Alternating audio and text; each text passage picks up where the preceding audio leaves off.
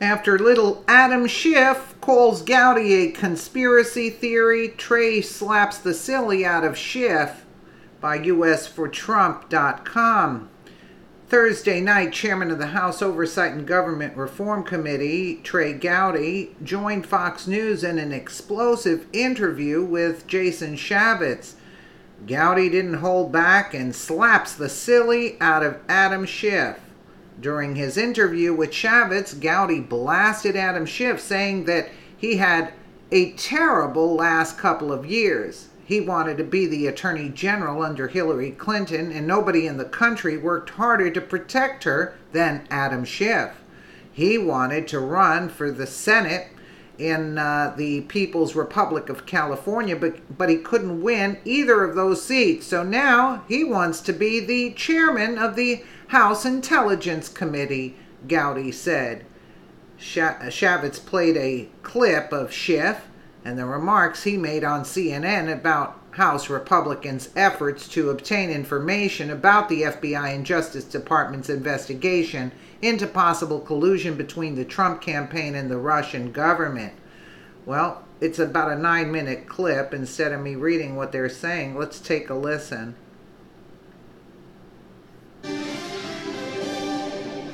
Welcome back to this special edition of Hannity. Anti-Trump FBI agent Peter Strzok has been subpoenaed to testify before a public joint hearing of the House Judiciary and Oversight Committees next Tuesday. But according to Strzok's attorney, Peter Strzok may not comply with the subpoena. Watch this.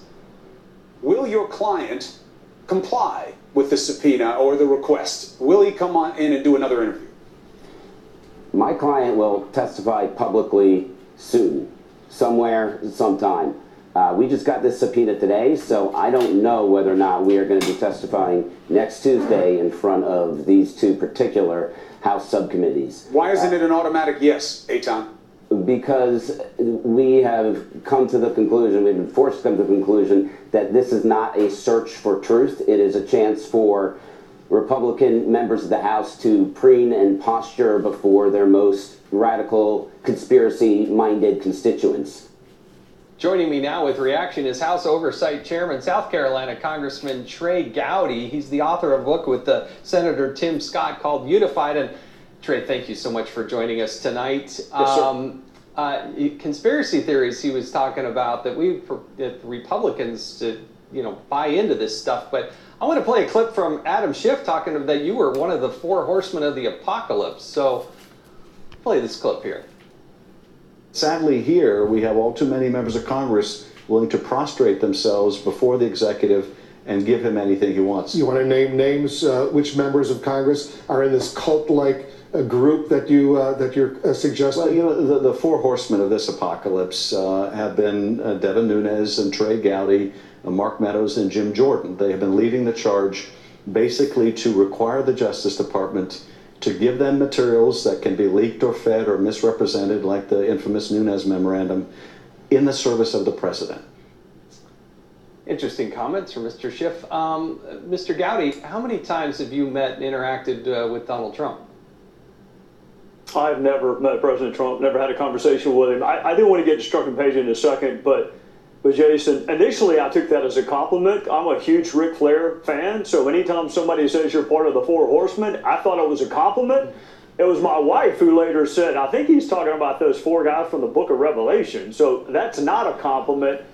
Let me tell you this about Adam. Adam's had a terrible last couple of years. He wanted to be the Attorney General under Hillary Clinton, and no one in the country worked harder to protect her than Adam Schiff. He wanted to be the head of the CIA. He wanted to run for California and run for Senate in the People's Republic of California, but he couldn't win either of those seats. So now he wants to be the chairman of the House Intelligence Committee. Speaking of the apocalypse, Adam Schiff wants to be the chairman of the House Intelligence Committee.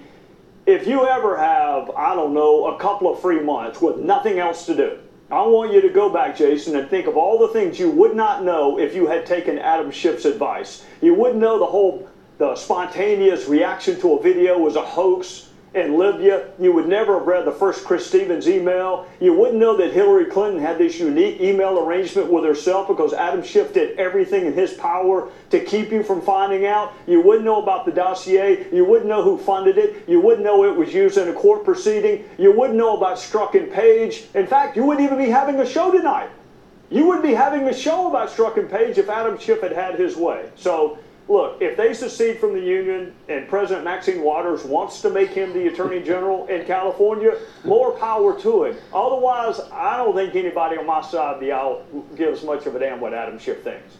Well, he certainly gets out there and says it a lot, whatever it is he's saying, but he has, I think, misled and misused that position from my own personal vantage point time and time again. Now, coming before you, though, is this Peter Strzok. As I recall, he originally said he would voluntarily testify, that he wanted to get out and tell his story, but then you heard his attorney in that clip say that he may not show up.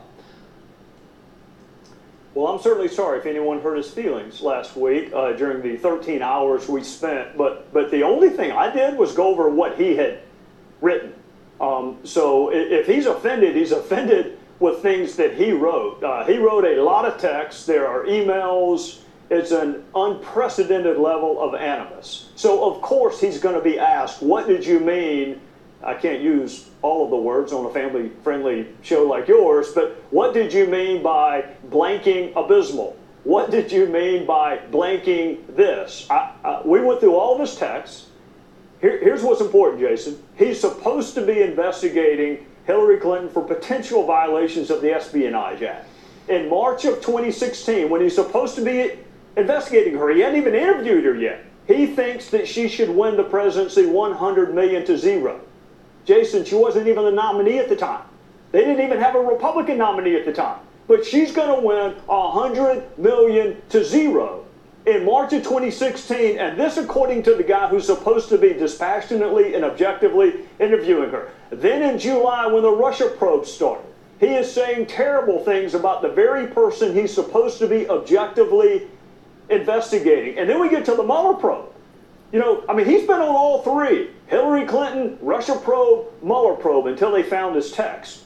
He's talking about impeachment even before the House Democrats and MSNBC were talking about impeachment.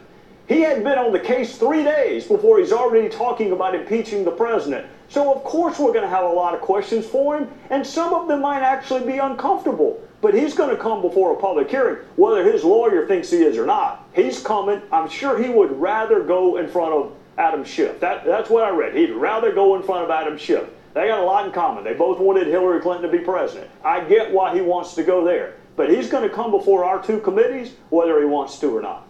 Well, you know, look, Peter Strzok did not have an insignificant job. As I like to say, he didn't work for the Fish and Wildlife Department. He was the #2 person in counterintelligence for the United States Federal Bureau of Investigation. They have tens of thousands of people to choose from.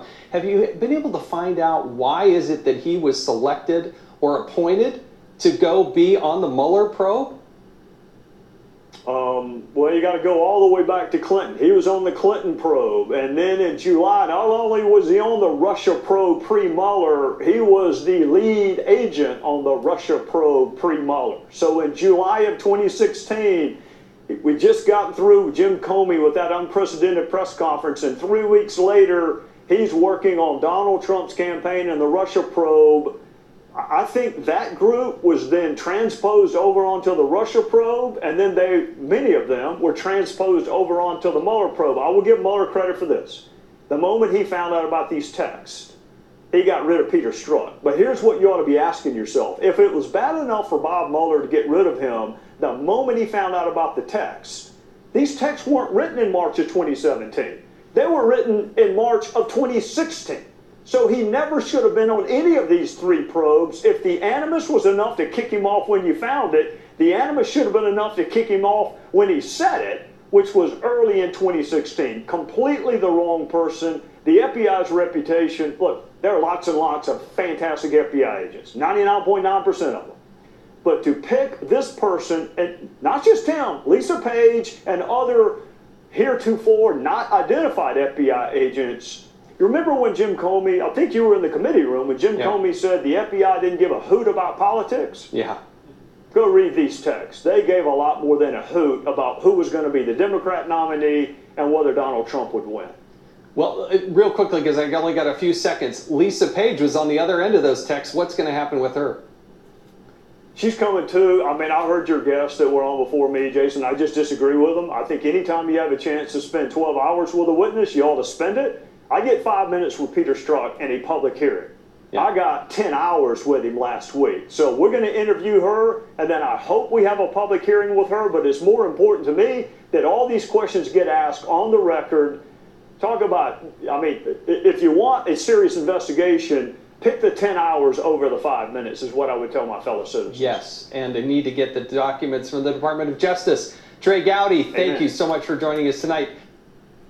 Well, he seemed rather, adamant that they're going to testify. He seemed really, he seemed pretty good. I liked his talk at this particular point. Only time will tell. We'll have to keep a lookout. Let me know what you guys think in the comments below. And again, thank you so much for watching.